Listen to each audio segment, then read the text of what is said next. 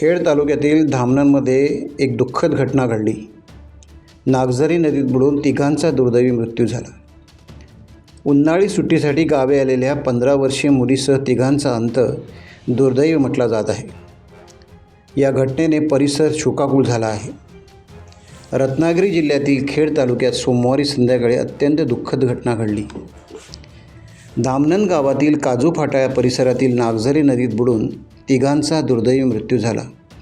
या दुर्घटनेत 15 वर्षीय मुलीसह गुहागर येथील दोघांचा मृत्यू झाल्याने संपूर्ण परिसरात हळहळ व्यक्त होत आहे। लावण्या विजय पारखे वय 15 राहणार साखरखेड, नितीन सूर्यकांत जाधव वय 38 आणि विराज किशोर जाधव वय 12 दोघेही राहणार गुहागर अशी मृतांची नावे आहेत। उन्हाळी सुट्टीनिमित्त हे सर्वजण गावी आले होते। सोमवारी संध्याकाळच्या सुमारास नागझरी नदीच्या डोहात पोहण्यासाठी गेले असता पाण्याचा अंदाज न आल्याने ही दुर्दैवी घटना घडली। घटनेची माहिती मिळताच स्थानिक ग्रामस्थांनी घटनास्थळी धाव घेतली, मदत कार्य सुरू केले, मात्र तिघांनाही वाचवण्यात अपयश आले। या घटनेनंतर धामणन गावासह खेड तालुक्यावर शोककळा पसरली। परिसरात हळहळ व्यक्त होत आहे। या प्रकरणी खेड पोलीस ठाण्यात अकस्मात मृत्यूची नोंद करण्यात आली असून पुढील तपास सुरू आहे।